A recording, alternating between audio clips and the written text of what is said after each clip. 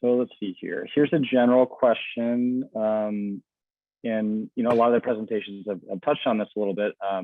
Has there been any cost impacts to the tenants due to these upgrades, or is the secured funding offsetting the construction and installation costs?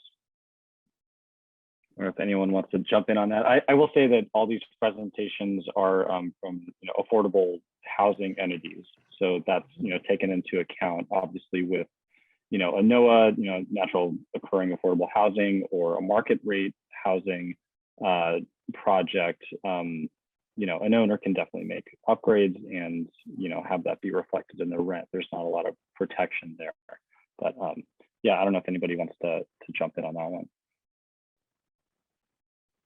I have a couple of things. So we had a feasibility reports that we kind of like simulate what happens if we convert to electric, and we found that, of course, this is just kind of still in the air, but we found that their actually utility costs will be lower than the right now.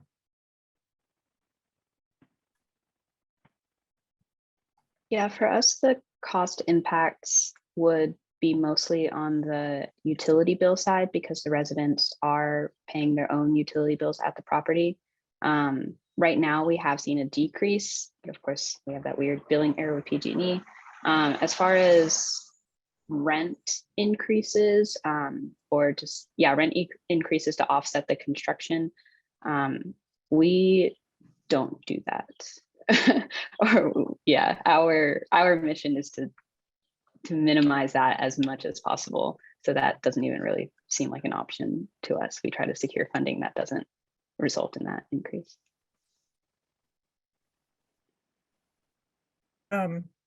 Ditto, we did not increase rents to offset the costs of the project. And the residents do pay their own utility bills, but we had, and they may have seen reductions because of the better insulation and double pane windows, so they may have less heating expense there. We were paying for the propane before the conversion to electric heat pump, and we're still paying for the laundry room utility bill, which includes the heat pump water heaters. And that's where I said we did see a little bit of an increase in our utility because there was an increase in the electric load. But of course, the propane expense completely went away. Yeah, and that's maybe a good segue to a comment that Cooper had just about, his question is, when attempting to compare costs of staying with existing fossil fuel gas appliances versus electrifying, does anybody take a long-term viewpoint, perhaps 15 or 20 years, that includes cost of ownership? I won't get into it's a pretty long question, but yeah, I would say, for the communities I'm familiar with, especially in Marin, propane kind of goes up and down, and a lot of the cost comparisons, depend on the price of, natural gas, propane versus electricity, which are always changing. But I'm just wondering if any of the panelists, take that long-term approach. Obviously, these projects, decided to go to electrification. Yeah, I guess the question is, how does that decision get made beyond, maybe the environmental aspects?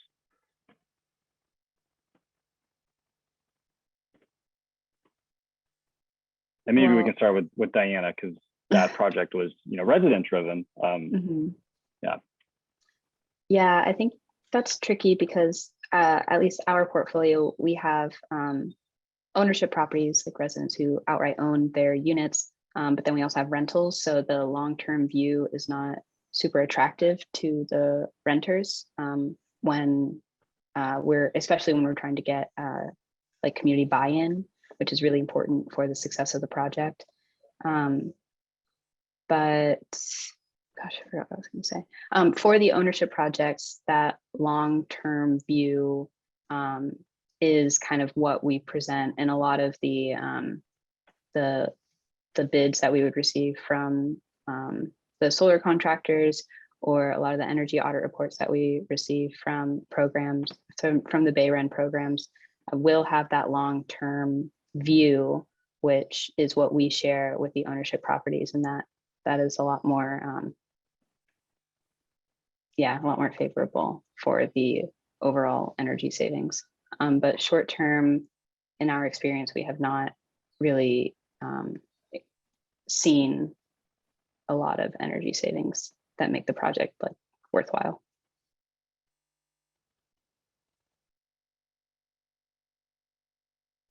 Anyone else want to jump in? I do have a question on induction, just maybe for Mehmet and Diana. Did you have any pushback from residents about switching to induction stoves? And if so, how did you respond to their concerns or preferences? I know you both mentioned, you know, providing stipends or gift cards for switching to, you know, different cookware, but maybe you can talk about that process with the residents. I can talk about that. No, we haven't. Actually, our tenants are very happy. We share the progress with them every month. Actually, one of our tenants also comes to the consolidated job construction site and just want to see it. When can I move? So they're very happy to see that, a new technology in their places.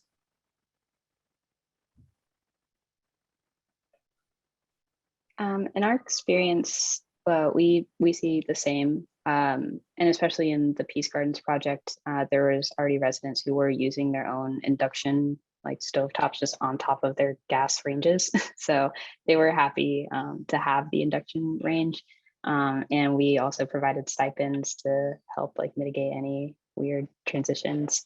But yeah, mostly everybody's really happy with it. I think it's just like initially it's hard to get buy-in because everyone loves their gas ranges. But once we actually implement the appliances, or once we install the appliances, people are generally happy with them.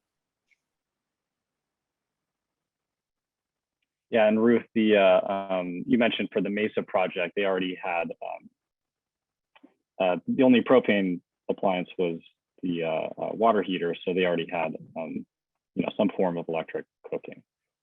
Yes, that's right. Was there a consideration to switch that to induction? No, not at this time. Okay, here's a question from Charlie. This is maybe for Mehmet. How are weatherization funds being used on these projects when weatherization requires cost effectiveness? It seems like most of the electrification upgrades are a slight reduction in utility costs at best. See that? Sorry. It's like most of the slight reductions. I can, if you like, write an email. I have the reports. I can give the, you know, the reports. Maybe, you know, it would be helpful. Yeah, and Mehmet, correct me if I'm wrong, but I believe the LIWIP program is not tied to cost effectiveness. It's tied to the income of the residents, right? Correct. Yes. Yeah. One of them. Mm-hmm. Yeah, the LIWIP program incentivized windows and installation like pretty heavily. And I think, but the LIWIP program was based on like modeled energy savings. So that's, we use the LIWIP program. We weren't actually not originally planning on installing new windows or insulation in the walls, but because we received such a good subsidy from the program, we decided to go ahead with it because there's really no other programs that are incentivizing that type of upgrade.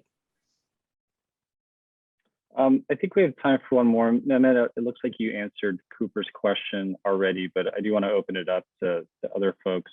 Why use one heat pump water heater per unit rather than sharing a larger heat pump water heater between multiple units? Yeah, maybe maybe Ruth or Mehmet. Yeah, I can talk about that. So one of the things that, so our tenants pays their utilities. So the first thing that we can monitor their, you know, the savings or, you know, their costs. Second of all, if we move to central water heating system, it will be so hard to go back to the central water, sorry, the individual one again. And it will be so hard to, you know, kind of divide the cost for the tenants.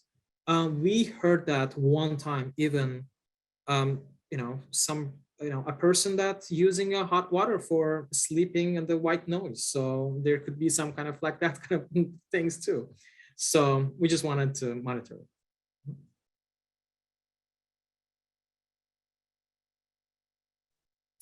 Great. Anyone else want to jump in on that? If not, we'll go ahead and move on. I want to thank Diana, Ruth, and Mehmet for presenting on the great projects that you're doing in the Bay Area. And yeah, I hope folks were able to get some good examples of funding resources and different projects, and hopefully they can take that into their own communities.